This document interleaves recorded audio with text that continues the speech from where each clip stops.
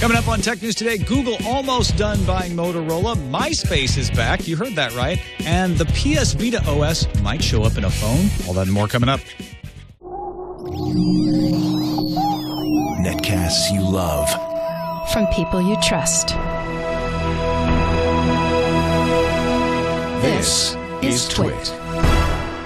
Bandwidth for Tech News Today is provided by Cachefly at CACHEFLY.com.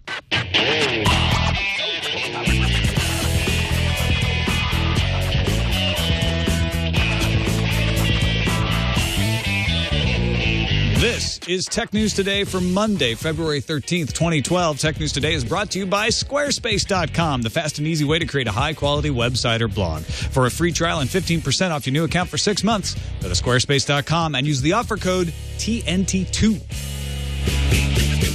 Welcome to Tech News Today. I'm Tom Merritt. I'm Sarah Lane. I'm Iyaz Akhtar. And I'm Jason Howell. And this is the show where we kick around the tech news of the day, try to make some sense of it all. Joining us, an old friend of mine who is currently features editor and founder of The Dominion from Deep Space. No, founder of Vox Games, Vox Media's new gaming enterprise, Mr. Russ Pitts. Welcome, Russ.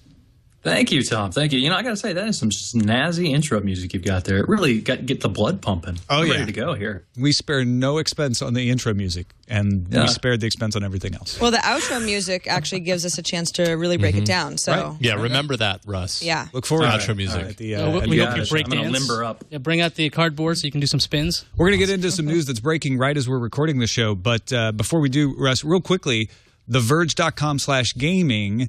Why is that your URL? Tell folks just briefly a bit about what's going on with The Verge and gaming and this new project. Well, sure, yeah. Well, the whole shtick with Vox is we're approaching media, trying to approach media in a slightly different way. We're going to roll the site out, but they're actually giving us a little bit of time to put this site together. In fact, the site we're going to be launching isn't even built yet. So we're working on building the site right now, but first we're working on building the content, because the content really comes first. So we're going to be pushing some content out at The Verge. It's our sister site. Me and my fellow founding editors. We've got Chris Grant, our EIC from joystick.com, formerly of Joystick, Brian Crescente of Kotaku.com. So we're going to be working on putting together a sort of a raft of content to float this thing for a while at Verge, borrow a page from their site. Then later in the year, I think we're still saying later in the year, undefined, we'll launch our own site with a bunch of amazing features, and you'll lose your mind. It'll be great. All right. I can't wait to go mindless. Let's start with Google's purchase of Motorola, approved by the European Union and the United States Department of Justice today.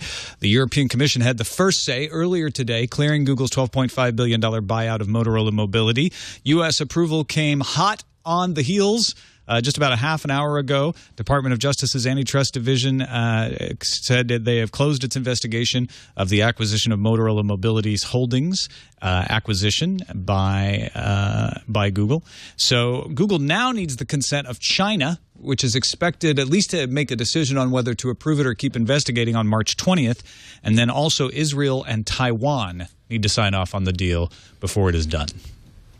Why specifically China, Israel, and Taiwan? I believe it's because that's where they both have overlapping offices. Mm-hmm. So you have to have the local agencies say, okay, it's okay for that office and that office to become one company.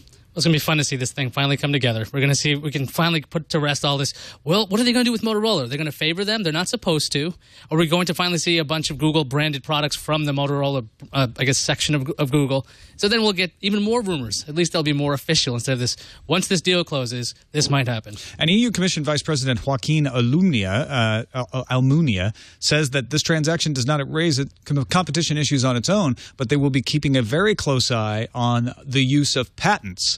They're trying to put some pressure on Google there. Yeah, well, Motorola has patents that fall under the FRAND type of patent. Those are patents that you have to license if a company is going to be able to pay you fairly for them to further technology.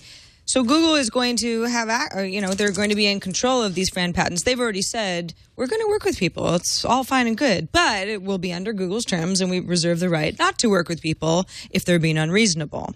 Motorola's had issues with Apple and Microsoft when it comes to patents that they have. So it's going to be interesting to see what happens when Google's in charge. Are they going to be aggressive, or are we going to see a bunch of, a lot of these lawsuits just die down, or where this is going to go from here on in? And the Department of Justice in the United States said it will not hesitate to take appropriate enforcement action against violators of patent licensing as well. So Google under the gun to not misuse the patents. And that's the whole point of them buying Motorola Mobility, is to get hold of those patents and use them as leverage against people who are suing Android all over the place. On to MySpace coming back. Woo. Tom, I've got good news. Yeah. Yeah. Last June, Specific Media, you may remember, this is run by Not Tim. that general media, specific. Specific Media. Well, it's very specific because they're brothers, the Vanderhooks, Tim and Chris. They bought MySpace from News Corp for $35 million, which is a lot less than what News Corp paid for MySpace back in 2005. That was $580 million. So it was quite a deal for the Vanderhooks. Justin Timberlake is their majority investor, so he's kind of thought of as also a co-owner. So at the time, MySpace had fallen quite a bit in favor with the public, and they were at about 33 million uniques per month and falling. That's according to ComScore. All right, well, checking back in with MySpace last December, they had launched a new music player. This music player has access to their about 42 million tracks overall. MySpace still has full licensing deals with thousands of record labels, and then, of course, any indie artist who wants to be part of MySpace Music can put together a profile and upload songs. So quite a few tracks, more than you can get on Spotify. You know, no streaming service can even come close to MySpace in terms of volume. Well, because of all of that, Chris Vanderhook, one of the brothers, says that their users rose by 1 million. And he attributes a lot of it to Facebook and Twitter integration. Yeah, well, Facebook Timeline rolled out late last year, and MySpace can use Facebook login to be part of the Facebook experience, which has boosted many a service, including MySpace, which is, it would have been unheard of a few years ago to think that MySpace would use the Facebook Connect ecosystem in order to get people using the service more, but it's actually working to their advantage now. They also in January had their first increase of users in about a year, 25.1 million, which was a 4% increase from December. They also say not only did they register 1 million users in a month, but they're averaging about 40,000 new registrations daily. Whether they can keep this momentum or not remains to be seen. Because that's the first part of their strategy seems to have worked, saying we're not going to be a competing social network anymore. We're going to focus on being an entertainment center and hook into the social networks that are successful. That part's working. What about the second part of their strategy, which is television? That's what the whole Justin Timberlake thing was about. Yeah, at CES, you may remember that Justin Timberlake was part of an announcement for MySpace TV. It's not out yet. They say it's going to be out at sometime in the beginning of 2012, whatever that means. It's a joint venture with Panasonic through Panasonic's Viera Connect platform, a software platform in Panasonic televisions that has a variety of channels. You can think of them as TV apps. MySpace TV wants to be well, they're going to start off with initial channels that are music focused. So as I understand it, you think music videos, Tom and I can watch the same thing at the same time, or I can ping him maybe via a MySpace mobile app and say, hey, hop on to let's watch this thing together. We'll chat about it in real time. This is all, the TV app thing is something that's very hot right now. It's not anything new that MySpace is doing, but you figure that with the whole we're sharing what we're listening to, we're sharing what we're watching, that's something that Facebook is doing a really good job of getting people to be comfortable with that, for that to be normal. If MySpace can become one of the major players, I guess they have a shot with MySpace TV. I just wonder how many people want to use apps through Panasonic's Viera versus one of the set-top boxes that are a little bit cheaper. You know, to try for a while, and if you don't like it, you can dump it rather than buying a whole Panasonic television. I'm messing around with the MySpace site. I don't think I've logged in like a couple of years now, and it's actually amazingly kind of pretty. Like it functions really well. It's not as cluttered or as hideous as it used to be. There's no audio High playing. praise. I know that sounds. Remember how difficult when MySpace first launched and people were all over it. I'm like, I don't quite get why people like this. Its interface is incredibly difficult. I just logged in using my Facebook profile. It imports things automatically. The player seems pretty good. The audio player. I mean, it's almost unrecognizable from the last time I used it. I don't know if it's going to get me to keep using it, but it's definitely different. I'm just kind of surprised at how different it is from the years past. It's even gone to a black color scheme instead of that old ugly blue. Now, Russ, the MySpace TV, or maybe we should call it MTV, part of this, is that worth paying attention to? Is that going to turn into anything? I mean, you're out there making video content. You have been for a while at Escapist Magazine and other places. Is it significant? I don't want my MTV, right? The trick MySpace faces with this is that it certainly attracts a lot of attention to say we're moving away from being a social network to being a content provider. The challenge there becomes once you declare yourself a content provider, you have to provide the content, and suddenly you're not outsourcing that to your users in the way that a social network would. So, can they surmount that challenge? That's the real trick. I mean, web TV is the holy grail on the web right now, and various people have cracked that nut in various ways. And that's something that we've done in various ways at the various places I've been associated with. Something we're going to try to do at Vox Games. Was MySpace going to become the place for TV quality video on the web? Tough call. I doubt it, but hey, I wish them luck. Let's get into a video game story next. PlayStation Vita OS.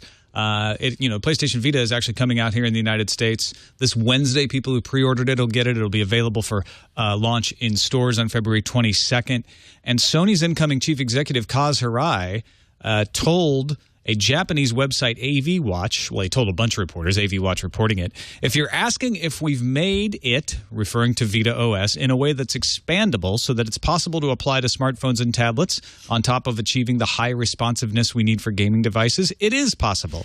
That doesn't mean that we're applying it to smartphones and tablets at this point in time, but it's been designed with expandability in mind. Now, pair that up with the fact that Sony went to great lengths to dissolve their partnership with Ericsson to take phones in-house and start making them at Sony.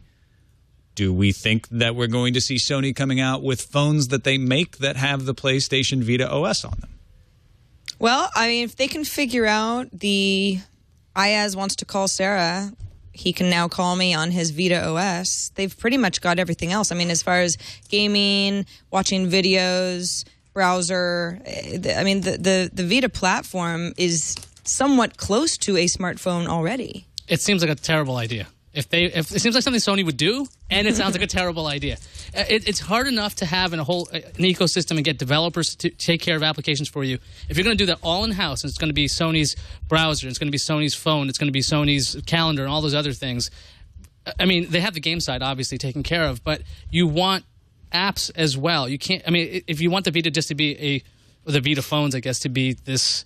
Well, it's a gaming platform first, and then you can make calls on it. I guess that's all right, but why not use that have the advantage of the Android marketplace, which is what Sony is using currently, and then figure out how to play Sony games on the same device. I mean, it could also that makes more sense to me. It could also just be like a skin instead of I think they have like Mediascape. I keep forgetting what their skin is called on their version of Android. They could easily put the Vita OS on top of Android, and that's what you would see. Although, like in the video demos, there are a lot of reviews about the Vita. It's a little bulbousy, it's a little strange, a lot of animations, a lot of ways to interact with it. So I don't know if it's as slick as something like Android 4.0 at this point. It's a little bit, I don't know, it's a little messy. Russ, what do you think? You're putting together a video game site. You expect to be reviewing a bunch of PlayStation Vita phones at some point? Well, we've been taking a hard look at the Vita itself, and we've got some good Vita-based content coming up, some reviews of Vita games. Vita phones, it's somewhat outside of Sony's wheelhouse to be saying that they're going to focus now on an OS instead of hardware. I mean, their strength has really been traditionally in hardware and in the software and form of games that goes on that hardware. I mean, I think it's possible. It's certainly feasible that they would really make a push to put that Vita OS into mobile devices and enter that crowded mobile market that already has a few pretty solid OSs in it. I don't see it being really likely, and I don't see them being very competitive in that space. The Vita device itself is very slick. It's probably the best mobile gaming device ever made. It's coming at a time, unfortunately, where gaming on a mobile device alone is somewhat in decline. So it'll be interesting to see how well that device does. It's kind of a wash as far as I can tell.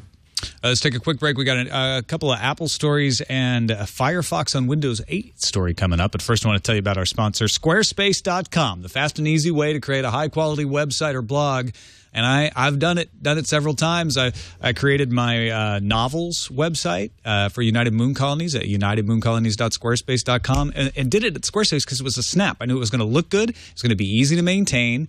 And I would be able to put it up in no time at all with as little effort as possible. And if you're a design maven, you can still get under the hood and tweak the CSS and tweak the HTML and make the site look the best possible way. But you don't have to. They have all kinds of great templates that all you have to do is minimal, changing the colors, tweaking the way it looks. But their default templates look great.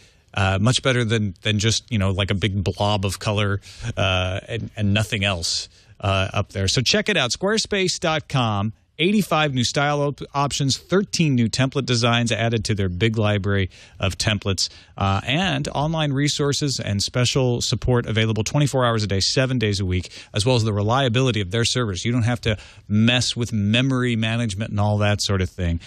Check them out, squarespace.com. If you decide to purchase it, it's absolutely free. You don't have to use a credit card to try it, but if you decide to purchase it, use the offer code TNT2 and get 15% off for 6 months. That's squarespace.com, offer code TNT2. We thank Squarespace for their support of Tech News Today.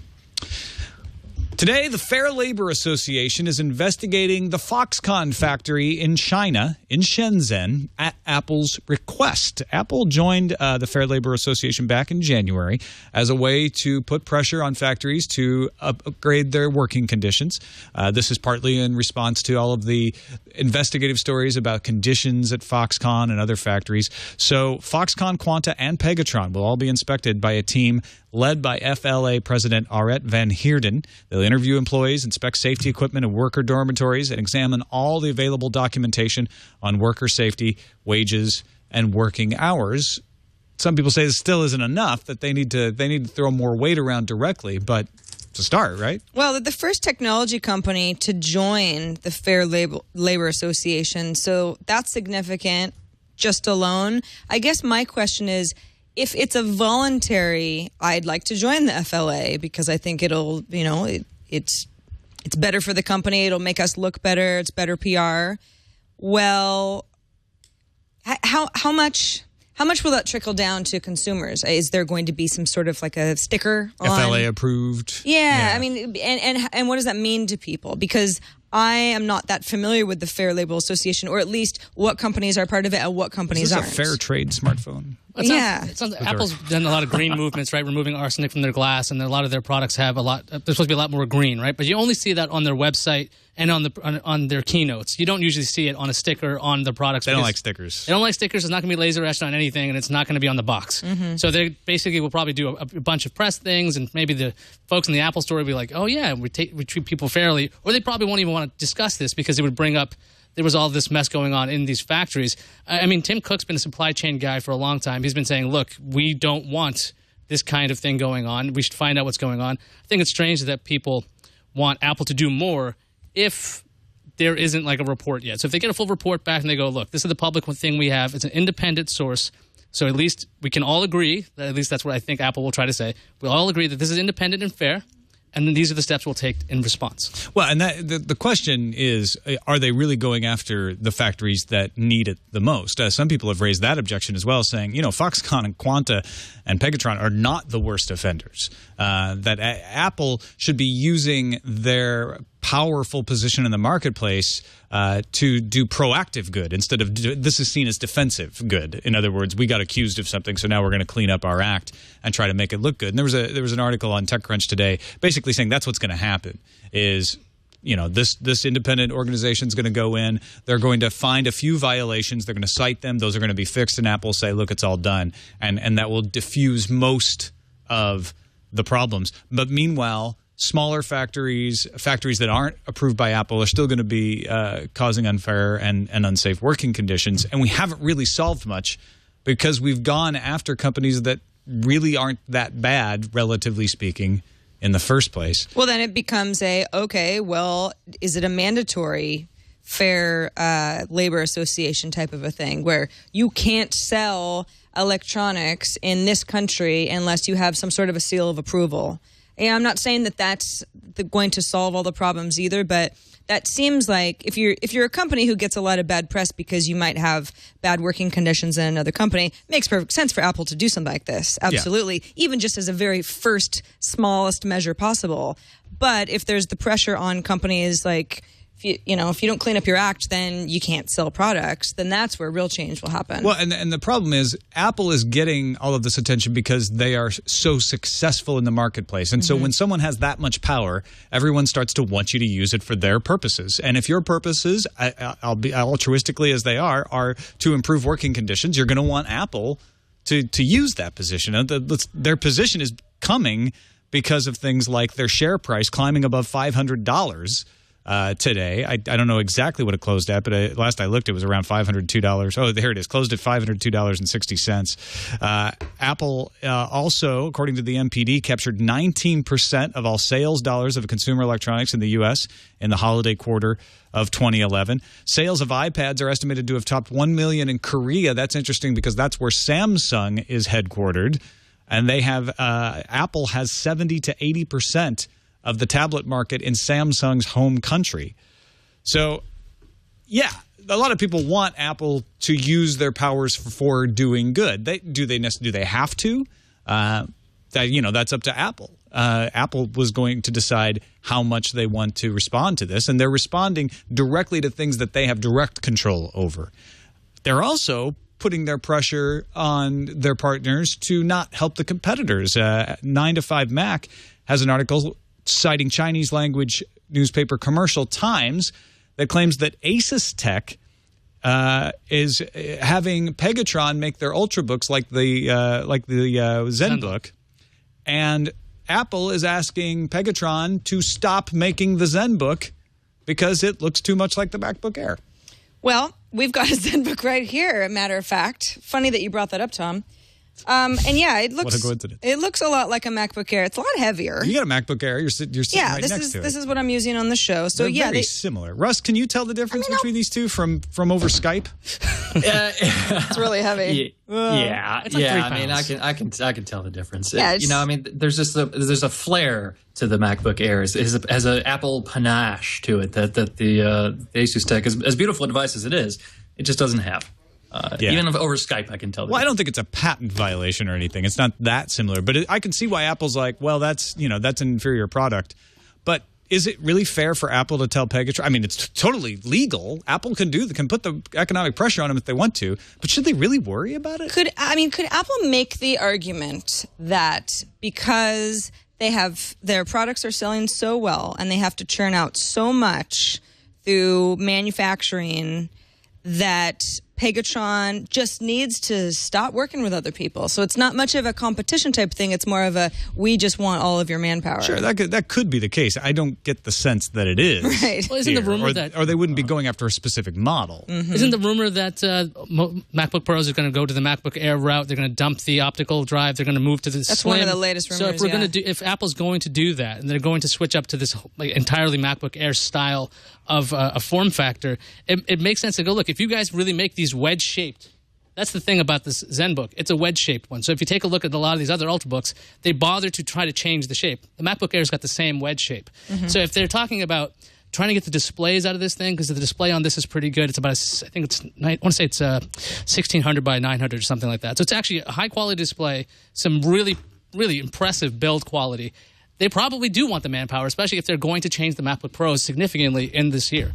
Yeah, well, let's be fair. I mean, isn't there a reason that you do go to China with your business? I mean, it's not, you don't wake up. Let's say I'm a tech baron and I wake up in my plush apartment in Soho and I say to myself, business is too easy. I'm going to go to China, so I'm going to have to obey more rules, and I'm not going to be able to pressure my manufacturers into doing what I want. I mean, I think it's great that Apple is making these strides to at least put a gloss on the practices and try to fix some certain things. But I mean, when you really look at it, I mean, they're not working and doing business and manufacturing their products in China, so that they will have to play fair. Is it right? I don't know, but it's why they're there. Yeah, Apple, like I said, Apple certainly has the right to do this. It's not like businesses don't push for some sort of exclusivity from manufacturers all the time. I think a lot of people just think it's odd that it's one particular manufacturer. It's not like they're the only manufacturer out there that makes an Ultrabook these days. I mean, well, you can go after HP as well. Maybe people are reacting because Asus is a smaller company and they feel like they're picking on the small guy. But and also people want to attribute good things to Apple, especially fans of Apple. So they don't like the idea that Apple is being the bully in this case, but they have every right to be. That's business. Look at this thing. Look at this beautiful mouse that they made. How can they be evil when they can make something so beautiful? It doesn't contain. They're evil because it doesn't function properly. All right, let's finish up with some Windows talk to balance out all this Apple talk. Firefox for Windows 8 Metro coming soon. Yeah, apparently. Mozilla announced it's going to work on a Metro version of the Firefox browser for Windows 8. And in its wiki, Mozilla says to expect the beta in February. It's February now, so apparently it's going to come in the next couple of weeks, with the release to manufacturer version or RTM version coming in the second half. They said somewhere between June and the end of the year. So they left a big, broad amount of time left for that. The team says the goal is to create a Gecko-based browser along with touch support. And it's going to support those different snap states that Windows 8 has. So when you have one app up, you can have this one-third window of Firefox full screen, another thing like that. Now, the question became, can you run plugins on Firefox for Metro? And so I contacted Paul Thurrott of Windows Weekly, and he actually ended up talking to Mary Jo Foley, because none of us are quite clear right away on whether you can have plugins on this. Because the key for Firefox is extensions. Exactly. Everybody loves the extensions. And the thing is, with Metro IE 10, there's no plugin support. So if you wanted Flash, tough luck. You don't have it on the Metro version anyway. So Paul says, he talked to Mary Jo Foley, and it's not clear this is answered anywhere. His guess is no. He says his gut feeling is that this won't be allowed because of the sandboxing model. But then again, Microsoft hasn't said anything either way, or they have said something in the 8,000 blog posts that they put out that are each 8,000 words apiece, and we missed it. So that's what we know right now. Well, there also may be some sort of Kabbalistic way of divining this from the 8,000 word articles, essentially. I'm sure if you take each first letter of each paragraph, it spells something. It's like, yeah, exactly. Woe is coming. I would think it would be rather detrimental to say that Firefox for Metro can't have any extensions, but I also wouldn't be. I would be detrimental to Mozilla. wouldn't be surprised because the Metro is going to be their tablet interface. That is standard tablet procedure. And they're going to say, look, there's Firefox for x86 that you can run on the desktop and Windows 8 for x86. So if you want extensions, you run that one. Well, and especially if IE itself can't have the same capability to introduce another browser that people would say, well, why would I ever use IE? Although you do that on Windows anyway. So. See, what I'm kind of curious about is maybe they don't bother to have extensions. What if they just kind of like do a flock kind of style thing where they bundle things? Chrome does this with their own version of Flash anyway. So what's to stop them from saying, look, yeah, you can't add things to it, but we're just going to include it anyway? Like, there's nothing.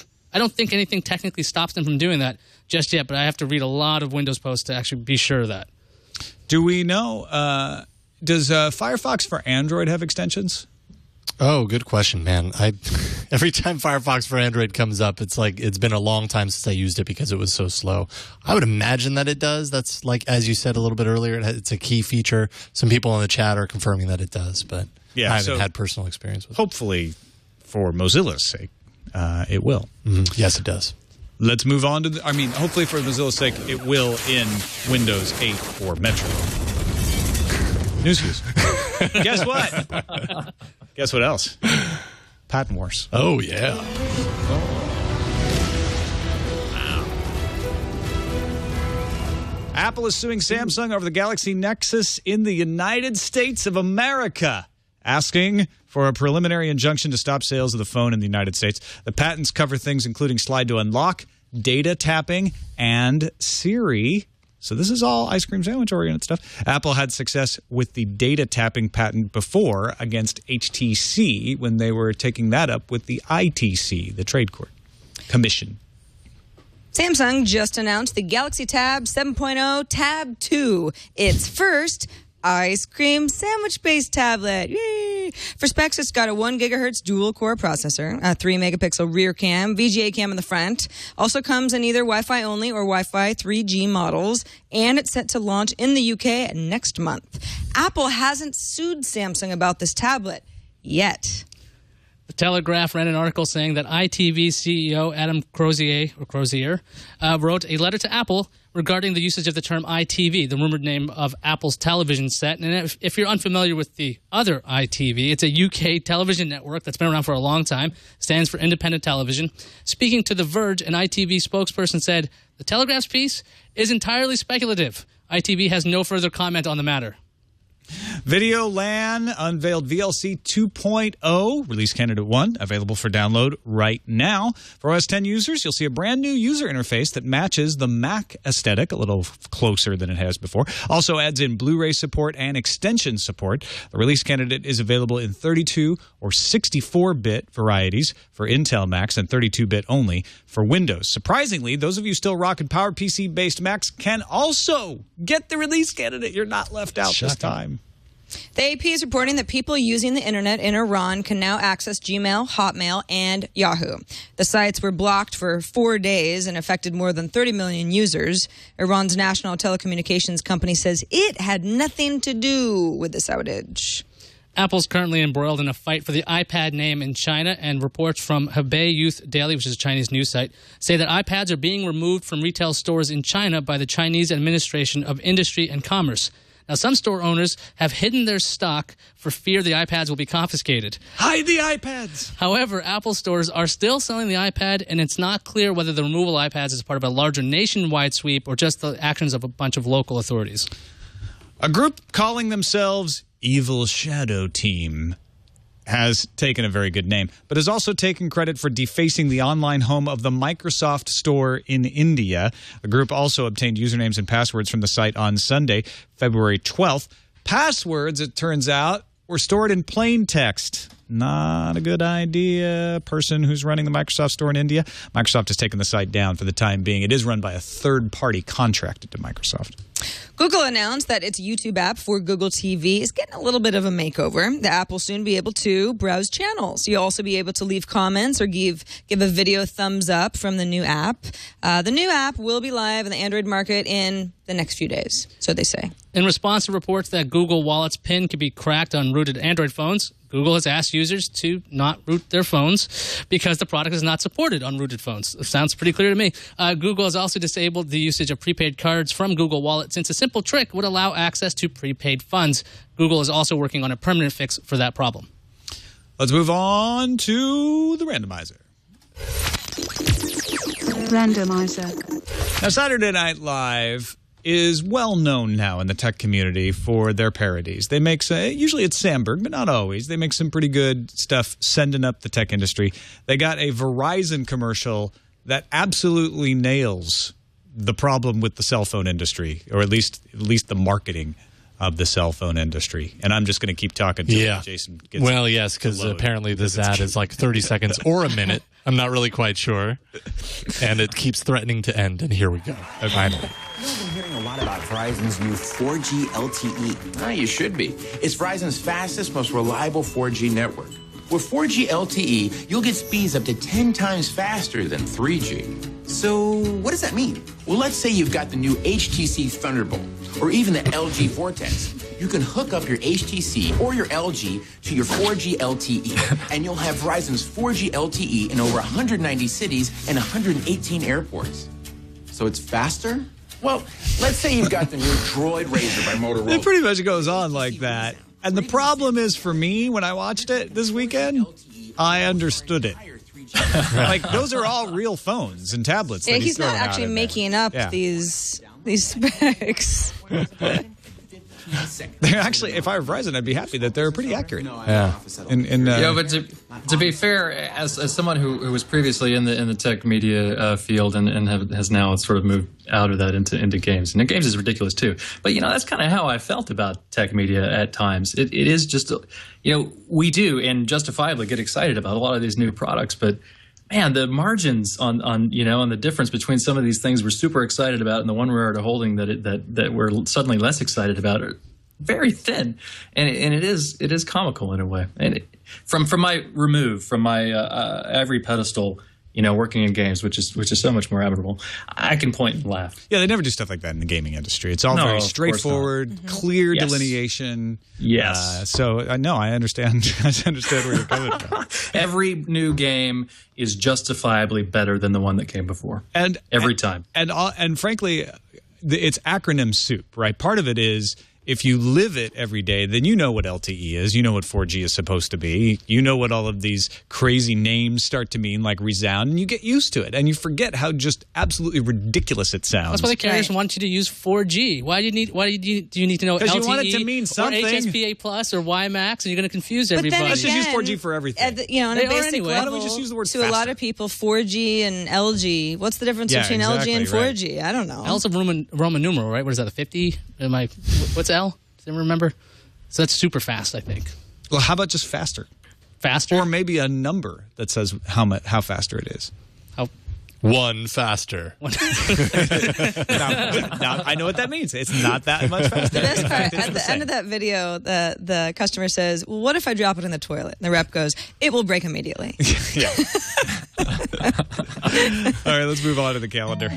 Well, tomorrow is Valentine's Day, and I know you guys are really, really excited about that, but there's even something to get even more excited about because it's Zynga earnings report tomorrow. Ties into Valentine's Day nicely. I am so excited for Zynga. Oh, man, me too. Through the roof, guys. Nice through the earnings roof. Report. Nothing better. Hey, we cover earnings reports, and Zynga is no exception. The Pirate Bay will also remove most torrent files on February 29th. Magnet links are taking over. They're going to take up less bandwidth, and it makes the site easier to archive, which could be helpful should the site ever be taken down. All right, on to incoming. Incoming message. Got a couple of voicemails to listen to today. First one is a question about our show that we are going to attempt to answer. Hi, this is a request from a relatively new user. I have not been able to find the equivalent of show notes that I find on other podcasts to look up things that you refer to during the show. Would you kindly explain on the air how that works for TNT sometime? Thanks. Bye. Yes. We have made it intentionally difficult so that it's like a little hunt. Yeah, it proves how much you really want to find those show notes. Yeah, it's like a little treasure hunt. Okay, no, here it is too difficult, and we should make it easier. But here's the way it's supposed to work. You go to twit.tv/TNT. Now, all of our discussion stories should be at the bottom of that episode in links. Sometimes they're not, and for that, we blame Jeff Stewart. No, for that, we apologize. Sometimes Jason's out sick and things don't happen right away, but you should always get those 6 links. Then, here's the part that needs improvement. It says, we invite you to read, add to, and amend our show notes at wiki.twit.tv. Well, that's also the link to the show notes. I understand that's like not the very full clear. unabridged show notes. If you click on that, it'll take you to the wiki page for that show, which isn't always updated in a timely manner either. But if you go back a couple, you will find that they do get updated. So we have some work to do to improve the timeliness of our show notes. Yes. I'm already confused. With LG, 4G, 118 airports. Where are the 4G show notes? I just want to download porn. Just show me how to do that. It's faster. I'll show you how to do that later, Russ. I showed you that like 10 years ago. Oh, yeah, I forgot. Let's take our next voicemail, which has another. We've been getting great recommendations for online storage systems. Here's another one that we hadn't heard of.